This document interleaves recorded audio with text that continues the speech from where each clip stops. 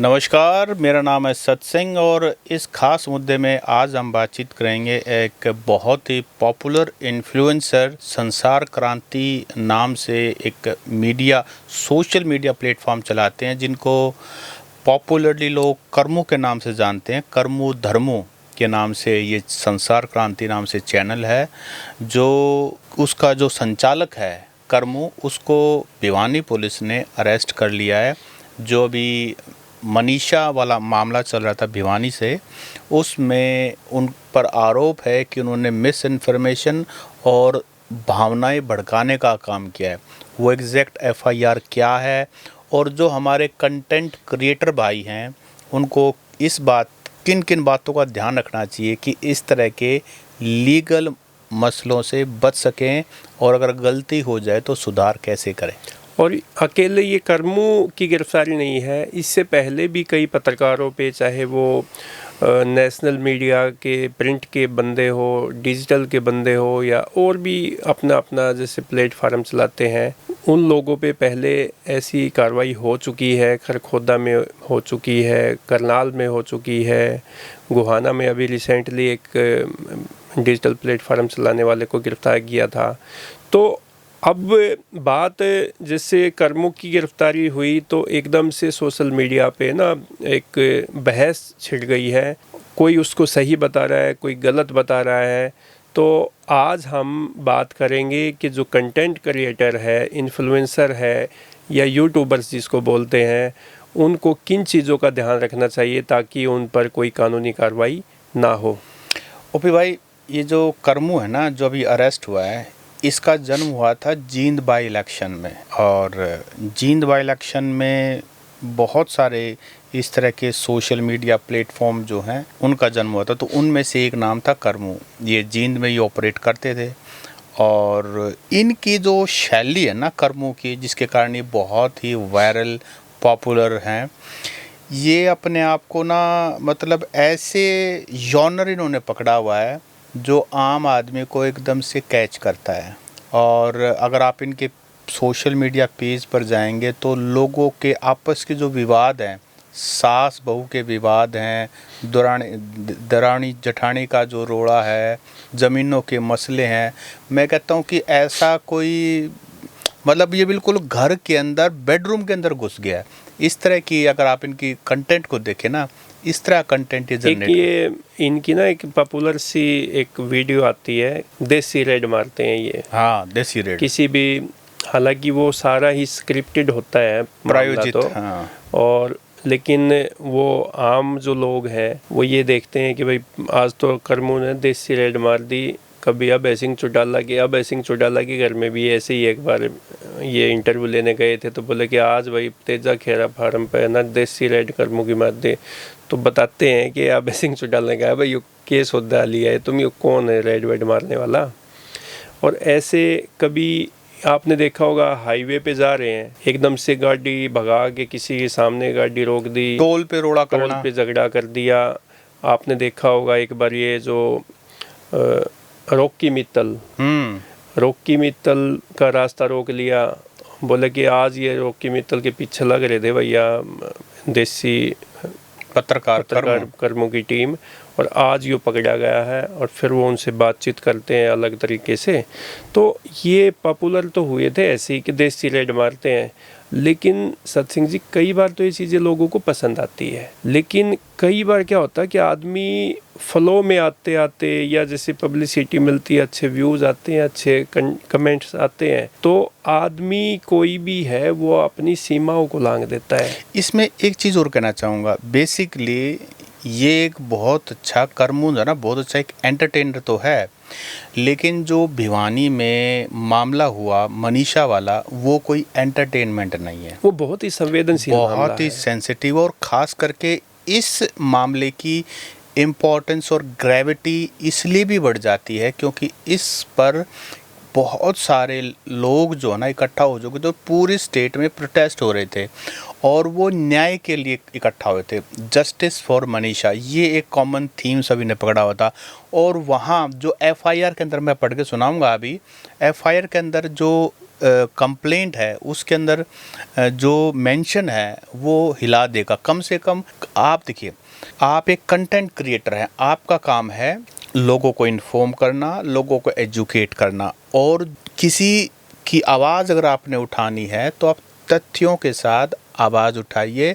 Police की जो अगर एफआईआर दर्ज है उसमें अगर आपको डॉक्टर्स से बात करनी है तो डॉक्टर्स की तरफ से, यानी कि आपका काम है, किसी एडवोकेट से बात कर काम सकते है, हैं। जगह 10 जगह फैली हुई हैं, उन सभी को आप बाकायदा सोर्स का नाम रिवील करके वो चीज़ें आप लोगों के सामने रखो।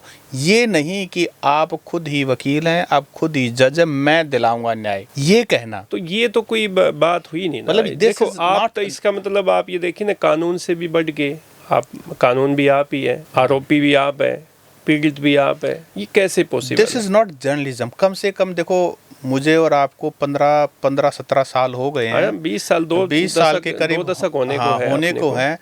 हमने मेन स्ट्रीम अखबारों में काम किया है और मुझे मौका मिला बीबीसी के लिए भी काम करने का। तो मुझे याद है ये कह के बाकायदा गाइडलाइंस दे के कि आप जिसके पास भी जाएंगे, जो भी स्टोरी आप कवर करने जाएंगे, सबसे पहले सिंसियरिटी और आपको हर चीज़ का रिगार्ड करना है। जिसका भी आप इंटरव्यू ले रहे हैं उसका बाकायदा परमिशन लेंगे। और कई बार तो ऐसा होता था कि अगर माइनर है, अगर किसी माइनर की बाइट लेनी है तो आपको उसके पिताजी से, अगर वो स्कूल में है तो उसके प्रिंसिपल से आपको रिटर्न में वो लेना है कि हम आपकी ये फुटेज यूज़ करने जा रहे हैं, ये नियम है। वो अलग बात है कि ज़्यादातर कंटेंट क्रिएटर इसका कोई भी ख्याल नहीं रखते और सरकार भी इग्नोर करती रहती है। जी, पहली बात तो ये है कि इनको वो ट्रेनिंग नहीं दी गई, वो एजुकेशन नहीं ली, वो डिग्री इनके पास नहीं है। अगर आप पढ़ के किसी प्रोफेशन में जाते हैं, आप ट्रेनिंग लेते हैं, आप किसी राष्ट्रीय न्यूज़पेपर में, चैनल में काम करते हैं, आप सारे फैक्ट्स को आपको पता है, तो फिर आप ऐसी गलती नहीं करेंगे। देखिए, इसमें दो बातें, पढ़ाई लिखाई तो ऑब्वियसली एक बात है, जर्नलिज्म की डिग्री, लेकिन ऐसा नहीं है। जर्नलिज्म का कोर्स शुरू होने से पहले भी पत्रकार हुए हैं, बहुत सारे और बहुत अच्छे पत्रकार हुए हैं। देश की स्वाधीनता आंदोलन की जब बात थी तो उस समय मुझे लगता है जर्नलिज्म वाली डिग्री कोई होती नहीं थी, लेकिन वो अपनी जिम्मेदारी जानते थे। और उस समय जो पत्रकारों की एक वैल्यू होती है, जो रिस्पेक्ट, जो उनके शब्दों की का जो वेट होता था ना, वो महसूस होता था और सरकार को अपने डिसीजन बदलने पड़ जाते थे। ये रुतबा था पत्रकारों का, क्योंकि वो काम जो करते थे ना वो जनहित के लिए करते, तो बड़ी जिम्मेदारी के साथ और सबूतों के साथ काम करते थे। इसमें ना मैं यहाँ पे सत्सिंह जी, जो हमारे जो दर्शक है उनको भी मैं इस बारे में बताना चाहूँगा, जागरूक करना चाहूँगा कि ये जो कंटेंट क्रिएटर है, जो फेसबुक पे चलाते हैं, यूट्यूब चैनल चलाते हैं, या कोई और इंस्टाग्राम पे है, या और भी कोई उनके जो प्लेटफार्म है, या कोई न्यूज़पेपर चलाते हैं, ये भूल जाते हैं कि भाई हम पे भी कोई कानून लागू होता है। वो मानते हैं कि हम मालिक हैं, हम अपने पेज के मालिक हैं, जो हम चाहेंगे वो चलाएंगे, जो हम कहेंगे वो सही होगा।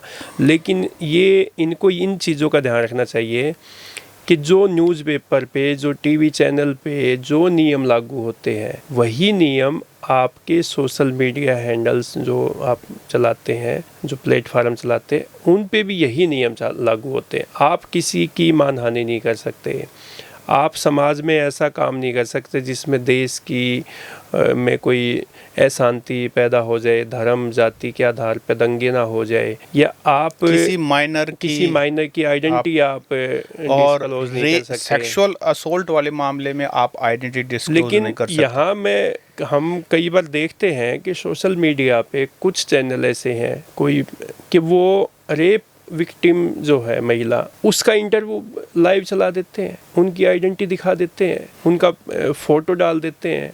आप उनके, भाई आप ये कर कैसे सकते हो? माइनर बच्चे का आप इंटरव्यू चला कैसे सकते हो? उनकी बाइट चला कैसे सकते हो? ये तो सीधे सीधे लिखा हुआ है, एथिक्स है ये तो सब चीज़ों को ध्यान रखना चाहिए। तो जो कर्मों पे एफआईआर हुई ना, मैं पहले सेक्शन बताता हूँ क्योंकि वो हमारे पोजेशन में है।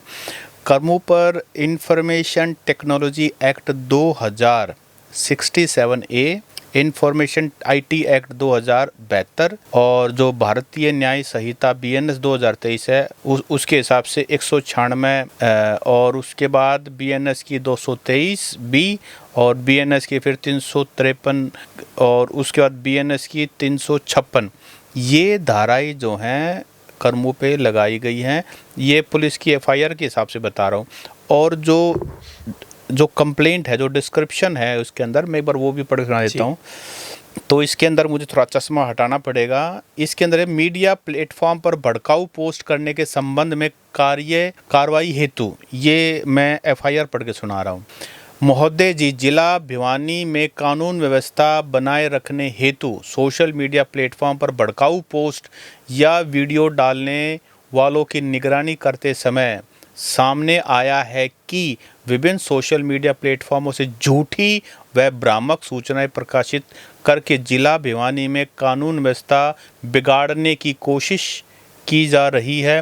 विभिन्न सोशल मीडिया प्लेटफॉर्मों के माध्यम पर कुछ व्यक्तियों द्वारा दिए भय का माहौल पैदा करने, कानून व्यवस्था को बाधित करने की कोशिश कर रहे हैं, जिसकी वजह से आमजन की भावनाओं के खिलवाड़ करके समाज में आमजन को भड़काया जा रहा है। भ्रामक सूचनाएं प्रकाशित करने वाले बच्चादानी, किडनी इत्यादि अंग निकालकर दरिंदगी करके हत्या की गई लड़की के, इस तरह के जो है ना, इस ऐसे शब्दों का इस्तेमाल किया जा रहा है। आरोपी के बारे में पता चल गया, उसके और ऐसे इस तरह की जो स्टेटमेंट यूज़ की जा रही हैं, आरोपी के बारे में पता चल गया तो उसके घर के बीज तक को ख़त्म कर देंगे, पुलिस से पहले हम मारेंगे, शांति से कुछ नहीं होता इत्यादि भड़काऊ भाषण व भ्रामक सूचनाएं प्रकाशित करने वाले विभिन्न सोशल मीडिया संचालकों व सोशल मीडिया अकाउंट की सूची साथ संलग्न है, अटैच है।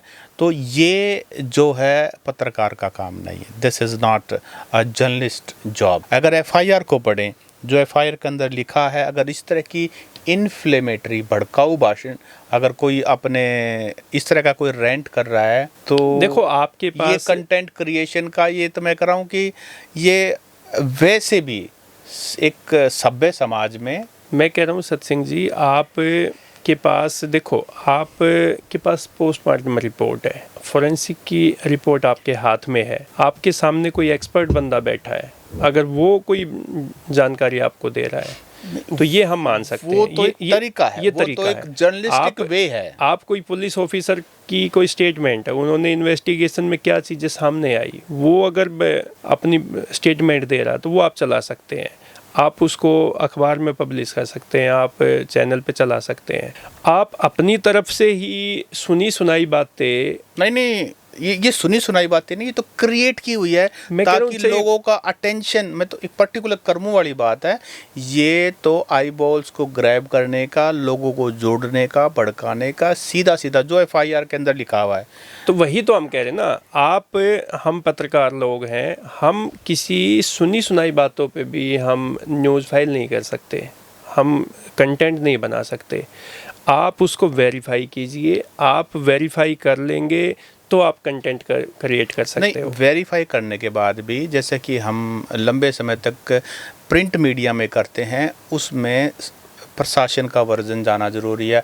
अगर पुलिस से संबंधित है तो पुलिस में जो भी एसएचओ है, इन्वेस्टिगेशन ऑफिसर है, ज़िले का मुखिया है, आईजी है, डीजीपी है, जो भी कोई है, आपको उसको बैलेंस करने के लिए आपको एक वर्जन चाहिए ही चाहिए।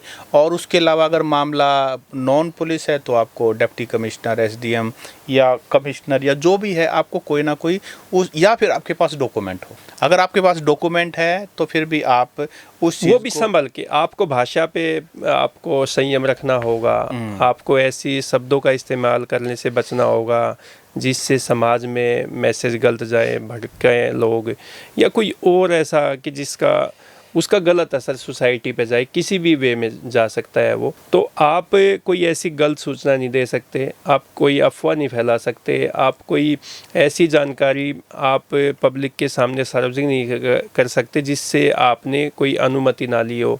आप सरकारी अगर कोई डॉक्यूमेंट है, आप अगर उस डॉक्यूमेंट की जानकारी आप देना चाहते हो अगर, तो उसकी परमिशन लेनी पड़ेगी आपको। तो ये बहुत सारी चीज़ें हैं। अब ये जो धाराएं जो आपने बताई है, जो FIR आपने बताई है, इसमें अगर बात करें तो 5 और 7 साल की सज़ा और 10 लाख रुपए तक का फाइन इसमें अलग अलग धाराओं में है। किसी में कम है, किसी में 2 साल की सज़ा का प्रावधान है, तो किसी में 5 से 7 साल की सज़ा का प्रावधान है। IT एक्ट की जो धारा 67 जो लगी है A, इसमें तो पहली बार जब कोई अपराध करता है और उस पर दोष सिद्ध होता है तो 5 साल की सज़ा और 10 लाख रुपए जुर्माना। सचिन जी, इसके अलावा जो मीडिया का पर्पस है वो पर्पस होना चाहिए केस को सॉल्व करवाए, आरोपियों को पकड़वाए और शांति बनाना, लॉ एंड ऑर्डर को मेंटेन करना, वो जिम्मेदारी पुलिस की, उसमें सहयोगी बनना। लेकिन इसका मतलब ये बिल्कुल नहीं है कि आप सच को दबा के रखें।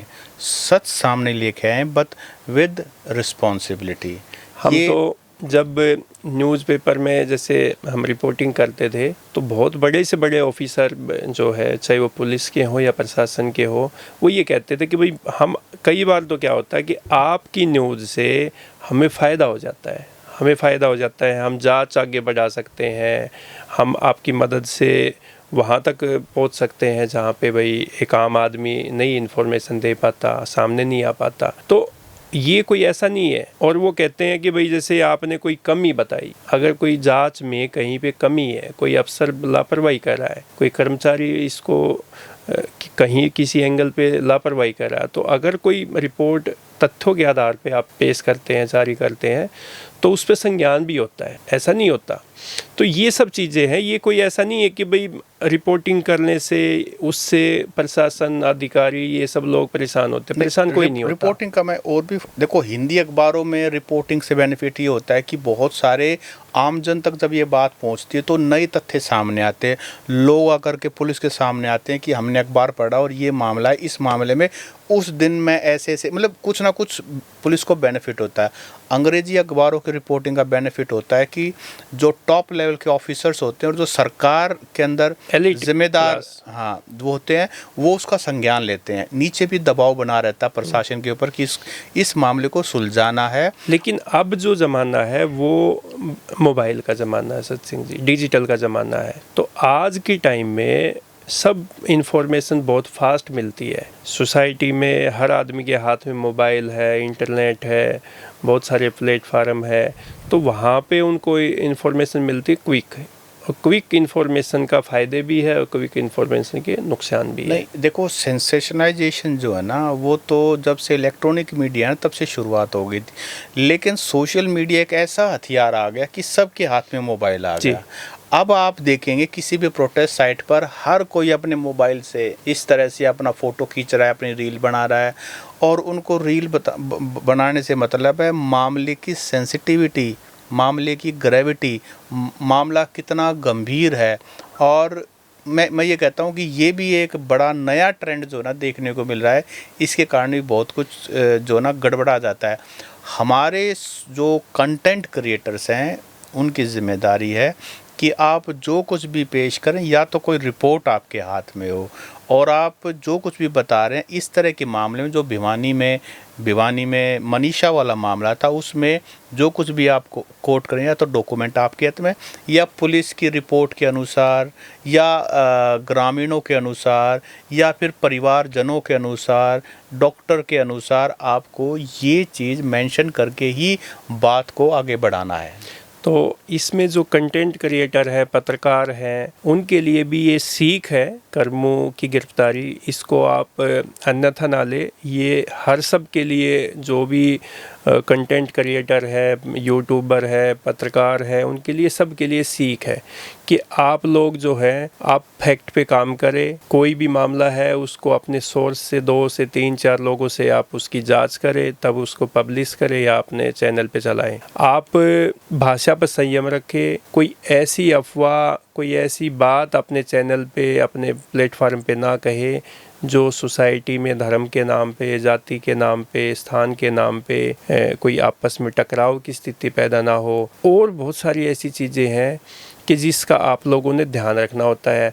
IT एक्ट की आपको समझ होनी चाहिए। IT एक्ट का आपको उनको पढ़ना चाहिए। आप जो एक्सपर्ट्स लोग हैं, जो भारतीय न्याय संहिता जो है अभी नई बनी है, क्योंकि पहले आईपीसी और सीआरपीसी की धाराएं होती थी सत्संग जी, तो अब ये दोबारा इसमें संशोधन किया है, तो अब भारतीय न्याय संहिता के तहत ही कार्रवाई होती है। तो नए जो भारतीय न्याय संहिता है, इसको भी पढ़ने की ज़रूरत है, ताकि आप लोगों को पता चल सके कि किस धारा में क्या कार्रवाई हो सकती है।